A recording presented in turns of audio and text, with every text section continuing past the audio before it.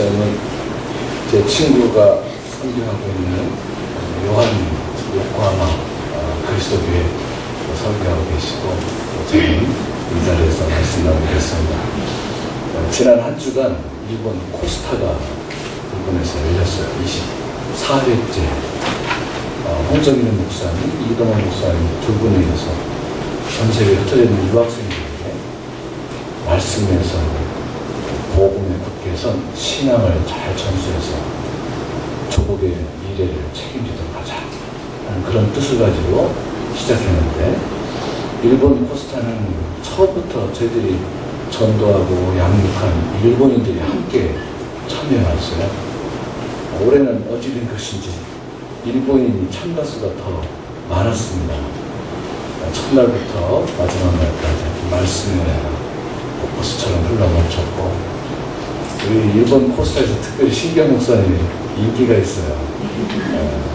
말씀이 지적이고 또 풍부하고 가물력도 있고 열정을 다하십니다.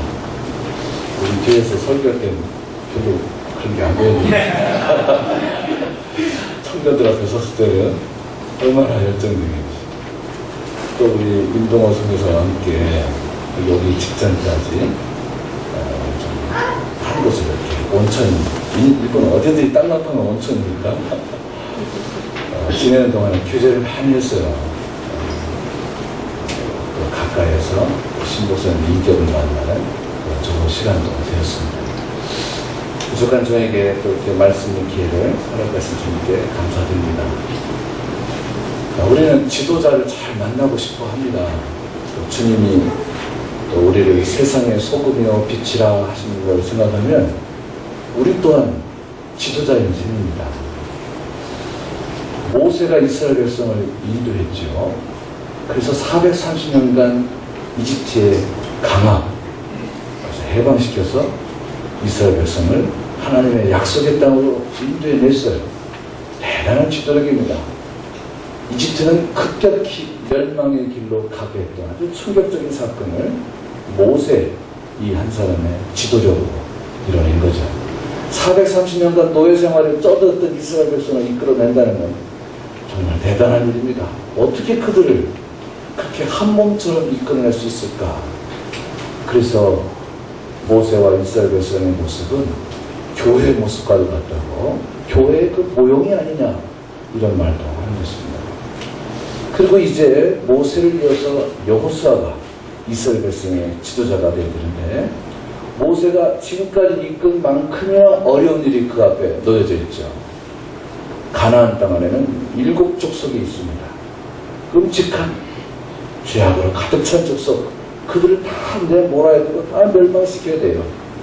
그러려면 광야길을 통과하고, 그리고 요단강을 건너야 되고, 그리고 가나안 그 땅에 맨 앞에서 버티고 있는 여리고 그 왕, 그 군사들을 파하야만 통과할 수가 있는 것입니다. 하나님께서 그 많고 많은 이스라엘 백성 중에 내노라 할 출신의 사람들, 경험 많은 사람들, 똑똑한 사람들 있을 텐데 왜 여호수아를 모세를 다음해서 지도자로 세웠을까? 거기에 왠지 지도자의 원칙이 있을 것 같아요. 지금도 주님이 지도자를 뽑을 때, 지금도 이 세상에 영향력을 미칠 하나님의 사람을 찾을 때 그 조건을 동일하신 하나님, 변함없으신 하나님은 지금도 찾으실 거라 그렇게 믿습니다. 그게 뭘까? 몸종이라서요? 모세의 일거수일투족을 잘 지켜본 사람이기 때문에 뽑았을까? 아닌 것 같아요. 경험이 많아서 많은 것을 보고 듣고 또 모세와 함께 했던 그 경험 때문에, 모세한테 특별 교육을 받아서 그 학식이 탁월했기 때문에? 아니요. 성경은 여호수아서 1장에 보니까 모세가 그 율법의 말씀에 좌로나 우로나 실치지 아니한 것처럼 너도 이 율법죄를 떠나지 말라. 그러면 내가 너를 버리지도 않고 떠나지도 않겠다. 그리고 형통케 하리라. 내가 너와 함께 하리라. 그렇게 말씀하십니다. 그러고 보면 구약이나 신약이나 그리고 수천 년 지난 오늘 이 시점에는 주님은 지도자를 찾고 계십니다. 어떤 조건을 찾으시는 게 아니고 말씀을 듣는 자, 따르는 자. 예수님께서 세상을 변화시키는데 이스라엘의 왕족 출신이 얼마나 많아요? 귀족 출신이 얼마나 많아요? 가말리엘 문화, 그 특출한 지식 가진 사람들이 얼마나 많습니까? 그들 가운데서 사람을 뽑으면 훨씬 영향력이 있을 텐데, 근데 주님은 저 갈릴리 어촌 베드로 같은 인물을 찾아내십니다. 그들에 대체 뭐가 있나? 뭐가 그 지도자의 특징이 있단 말인가? 세상을 변화시킨 그 위대한 일을 그들이 어떻게 이룬단 말인가? 주님이 무슨 조건을 찾으셨단 말인가? 너는 나를 따르라. 그랬더니 그물을 버려두고, 마태는 세금 세는 일을 버려두고 말해요. 예수님을 쫓았어요. 그럼 학식 있는 사람은, 경험 많은 사람은 별 의미 없다는 뜻인가요? 아니죠. 주님은 그 학식 때문에, 경험 때문에, 그 출신 때문에 우리를 부르시는 게 아니라 말씀에 귀 기울이고 순종하는가. 지금도 거기에 초점 맞춘 줄 믿습니다. 그리고 주님께서 여호사를 그렇게 리더로 세우시고 이스라엘 백성을 이끄십니다. 그리고 그 사이에 라합이라는 여인 이야기가 나와요. 저는 이 라합에 대해서 다각도로 좀 생각해봤는데, 어찌 보면 매국노 아닐까요? 자기 민족을 팔아버렸어요. 이 여인 때문에 여리고 민족은 완전히 멸망당했어요. 그 재산 다 탈취당했어요. 짓밟혔어요. 그 일을 이룬 장본인이 라합이에요. 오늘날 우리나라에 그런 사람이 있다면 매국노로 지탄받았을 것 같아요. 근데 성경은 이 여인을 주목해요. 이 여인 한 사람의 이야기가 성경 한 장을 다 차지한다니까요. 예수님의 족보 속에 이 여인의 이름이 등장한다니까요. 지금도 주님은 라합 같은 사람을 찾고 있지 않을까요? 술집 여성이에요. 좀 비굴한 인생을 사는 사람이죠. 근데 주님께서 이스라엘 백성을 가나안 땅에 들어가자는데 왜 이 여자를 택했습니까? 여리고성을 파하는데 왜 이 여인을 택했을까? 이 여인에게 뭔가 남다른 게 있지 않을까? 모세를 통해서 이스라엘 백성의 광야길을 걷는 동안 하나님의 기적적인 일들이 소문에 소문을 타고 여리고까지 들어갔어요. 많은 사람이 이스라엘의 하나님에 대해서 놀랍니다. 충격을 받습니다. 그리고서 그들은 이스라엘 민족을 대적하기로 결정합니다. 대적하기로. 그런데 이 소문을 듣고 한 사람, 라합은 그들의 하나님은 진짜 하나님이다. 소문이요, 소문. 모세 모경을 드리는 것도 아니에요. 누가 그 여인에게 자세히 하나님에 대해서 가르친 것도 아니에요. 소문. 그 소문 앞에 모든 걸 다 내려놨습니다. 가정도 내려놓은 겁니다. 그 선조도 다 내려놓은 겁니다. 그가 살았던 그 모든 것도 다 내려놓은 것입니다. 그렇게 한 근거를 성경은 단 하나, 이스라엘 백성과 함께하는 하나님의 소문을 듣고 그 하나님을 믿기로 작정했어요. 여호와시나. 그러면 민족을 배반해도 된단 말인가? 여전히 이 문제는 남아있죠. 근데 생각해보세요. 이스라엘 백성이라도, 하나님의 택한 백성이라도, 하나님이 성경을 기록한 그 민족이라 할지라도 여호와 신앙을 버리면, 그 말씀 듣기를 거절하면 주님께서 그 민족을 흩어버리시고 수천 년간 나라 잃게 하시고 전 세계에서 비참한 생활을 경험하게 하시고, 오늘날 구원받고 택한 하나님의 백성인데, 작은 하나님의 말씀이지만 택함받은 하나님의 백성이 주시는 그 감동이 연결돼서 말이에요. 그 주님 우리가 영접하고 신앙생활을 합니다. 그러나 또 같은 이유로 우리는 멸망당할 수도 있어요. 멸망의 길을 갈 수도 있어요. 그 말씀에 귀를 기울이지 않으면, 순종하지 않으면 그렇게 됩니다. 저희 선교팀은 제자훈련으로 아주 유명한, 우리는 늘 심지를 바꾸는 제자훈련. 그래서 성도들의 막 인격을 말씀으로 막 터치하면서, 그러니까 막 변화도 일어나고 헌신도 일어나고. 그래서 30년 만에 일본 땅에 50개 교회가 개척이 되어지고 자랑스러웠죠. 그러나 말씀을 듣지 않습니다. 한순간에 꺾여버리더라고요. 한순간에 먼지처럼 되어버리더라고요. 한순간에 딱 흩어지는 그런 경험을 누렸어요. 그런데 또다시 말씀 앞에서 말씀을 따르기라고 그랬더니 다시 하나 되게 하시고 먹으시고 코스타도 다시는 못 칠 줄 알았더니 다시 하게 하시고 2년째 이전보다도 더 큰 하나님의 역사를 말씀에 귀 기울이고 순종하는 말씀 앞에 자기의 모든 것을 다 내려놓고 그럴 때 주님은 일본 땅에서도 저희 팀을 지도력 있게 사용하실 줄 믿습니다. 여러분의 삶 속에서도 그렇게 하실 줄 믿습니다. 오늘 본문 말씀에 주님께서 언약궤를 제사장 보고 매라고 합니다. 요단강물이 넘치게 돼요. 언약궤를 메고 제사들로 메고 그리고 요단강 물가에 서라. 그리고 내가 큰 일을 행하리라. 무슨 일을 행할지를 말씀 안 하셨는데 여호수아에게 그렇게 지시했어요. 보통 사람이면 뭐 어떻게 하는 겁니까? 요단강을 건너야 가나안 땅에 들어갈 텐데 저 상류로 가라고 하시든지 아니면 다리를 만들라고 하시든지 아니면 수영 잘하는 사람이 해가지고 서로 팔과 다리를 붙잡고 그걸 징검다리 삼아서 넘게 하는 뭐 있을 수도 없지만 하나님은 인간의 합리성을 다 버리게 하시고 다만 주님의 말씀에 순종하기만 하십니다.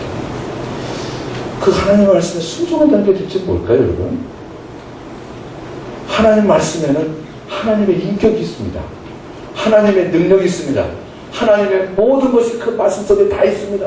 그래서 우리가 말씀을 순종하면 하나님의 인격이 나오고 능력이 나오고 기적도 나오고 그 풍성도 나오게 되는 것입니다. 그럼 우리가 그 말씀 듣기를 거절하면 예전에 하나님 없이 살았던 우리의 풍성, 죄악 다시 다 생각납니다. 예수 믿고 다 변화된 줄 알았더니 천만에 왜 이렇게 즐길까? 왜 이렇게 변화가 안 될까? 왜 이렇게 열매가 없을까? 왜 하나님의 영광을 나타내지 못할까? 말씀에 순종하는가? 그렇지 않은가? 거기에 달려있습니다. 하나님께서 이스라엘 백성에게 제사장들로 언약궤를 매게 하라. 끝이 거기에 있습니다. 언약궤 안에 뭐가 있죠? 아론의 쌍난 지팡이도 있고 만나도 있고 그러나 그보다 더 중심인 것은 말씀의 돌판 시기명입니다. 말씀이 중심이더라는 거예요. 말씀 속에 하나님이 계신다는 거예요. 말씀을 순종할 때 하나님이 우리와 동행한다는 거예요. 말씀에 귀 기울이지 않으면 세속이 우리에게 다가오고 일만 스승이 우리 곁에 있게 되고 그리고 말씀을 순종하지 못하고 세속하여 기울이도록 우리를 그렇게 이끌어간다는 것입니다. 그걸 상징하기 위해서 온 백성이 한 1km쯤 떨어지게 하고 언약궤를 맨 제사장들이 앞서가게 하고 그것을 지켜보게 합니다. 그리고 마침내 요단강 물이 저쪽에서 막혀서 벽을 이룹니다. 그걸 보게 합니다. 말씀 정신의 삶, 주님의 인도하심이, 주님의 능력이, 주님의 기적의 역사가 인간으로서 상상할 수도 없는 일들을 하나님은 이제도 행하신다 하는 것을 온 백성이 1km쯤 떨어진 바로 그것을 다 보게 하시는 거죠. 오늘 주님은 저와 여러분의 인생을 통해서 지금도 그런 일을 행하실 줄 믿습니다. 여러분 가정에서 말씀 중심, 우리 교회라도요 말씀 중심인 교회가 있고 그렇지 않은 교회들이 있습니다. 말씀 중심이지 않은 교회는 기독교 역사 속에 다 사라지더라. 엄청난 부흥했지만 순식간에 다 무너지더라고요. 온 세상에 짓밟히고 말더라고요. 근데 말씀을 보여줬고 한결같이 그 말씀을 그 다음 세대에 전수하려고 애를 쓰고 몸을 치고 때로는 마귀가 통쳐서요 교회를 막 흔들어댑니다. 큰 시험도 당합니다. 그런데도 또 말씀을 보아서 말씀을 중심으로 말씀을 간절히 붙잡는 그 교회는 여전히 주님께서 동행하시고 일하시고 그 교회 중에서 하나님의 위대한 일은 계속될 줄 믿습니다. 언약궤 속에 십계명, 말씀, 그 다음에 아론의 쌍난 지팡이, 하나님의 주권이죠. 죽은 나무인데 그게 뭘 할 수 있겠어요? 근데 그 나무를, 그 지팡이를 주님께서 명령한 대로 던지라.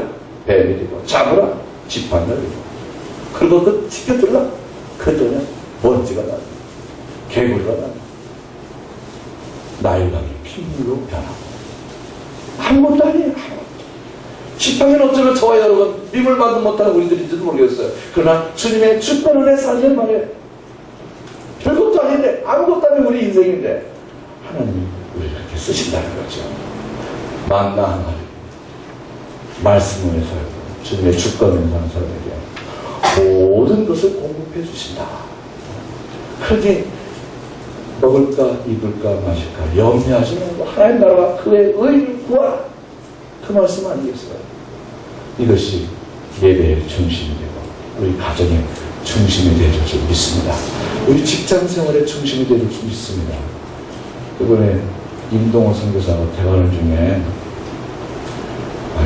이름을 말하지 않기로 했다고 말했더니 아들에게 정직이라는 하나님의 거룩한 뜻을 가르칠 수 있는 기회가 생겼대요.